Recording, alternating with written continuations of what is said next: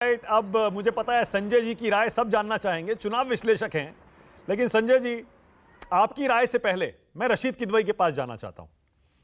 रशीद भाई, संजय जी थोड़ी देर में, पहले आप। रशीद किदवई का मानना है न सत्ता पक्ष का रंग ढंग बदला न विपक्ष का।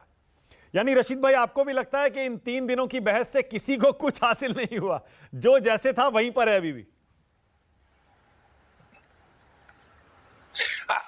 मानो देखिए, हमारे देश की जो राजनीति है वो बड़ी दिलचस्प भी है और बड़ा उसमें उलटफेर भी होते हैं। एक राज्य में चुनाव होता है, आम आदमी पार्टी को पूर्ण बहुमत मिलता है, उसके बाद फिर लोकसभा के चुनाव होते हैं या लोकसभा चुनाव के बाद में असेंबली के चुनाव होते हैं, तो उस पार्टी का सुपड़ा साफ हो जाता है। मतलब लोकसभा में अगर आप आम आदमी पार्टी का दिल्ली में प्रदर्शन देखें तो शून्य था और तीसरे स्थान पर आई, और विधानसभा के चुनाव में वो 1 नंबर की पार्टी हो जाती है। इसी तरीके से हमने बहुत से राज्यों में इस तरह का उलटफेर देखी है।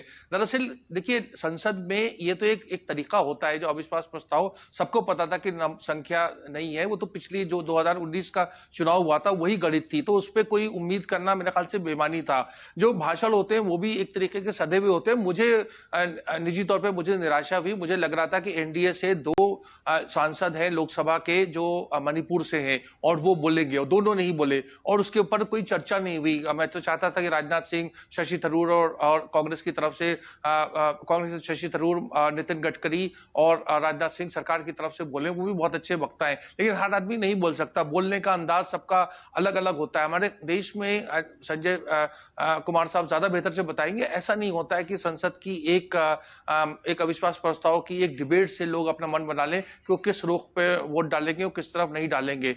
जो हमारे देश की इस समय जो राजनीति है, जो महाराष्ट्र में जिस तरह की उथल पुथल मची हुई है, जो बिहार में जो राजनीति के समीकरण है, और जो कर्नाटक में जो भी बदलाव हुआ है, और पश्चिम बंगाल में जहां पिछली बार लोकसभा में 18 सीटें भाजपा को मिली थी, ये 4 राज्यों में अगर भाजपा एनडीए का प्रदर्शन अच्छा नहीं हुआ, क्योंकि पिछली बार उन्होंने बहुत अच्छी चारों राज्यों में उनका प्रदर्शन रहा था, तो उनको समस्या आ सकती। मेरा खुद अपना आकलन ये है कि भाजपा इस समय 220-225 लोकसभा सीट जीतने की स्थिति में है, पूर्ण बहुमत की तरफ नहीं है। लेकिन ये आने वाला समय बताएगा।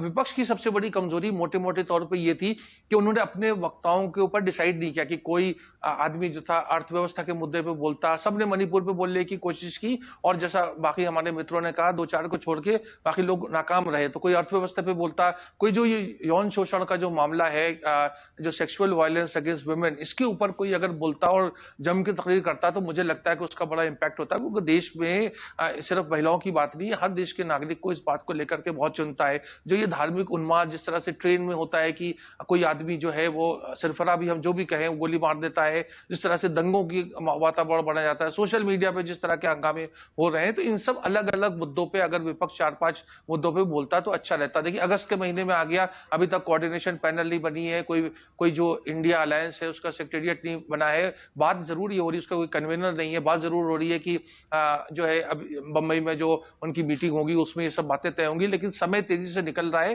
तो नरेंद्र मोदी जी का एक अपना रुतबा है, उनका एक हैसियत है राजनीतिक, लेकिन वो हैसियत कब तक रहेगी इसके बारे में हम कोई पक्की बात नहीं कह सकते। क्योंकि हमने देखा अटल बिहारी वाजपेयी जी का 2004 में अच्छा उनका सब चल रहा था, उनकी पॉपुलैरिटी रेटिंग बहुत अच्छी थी, लेकिन 2004 का वो चुनाव नहीं जीत पाए।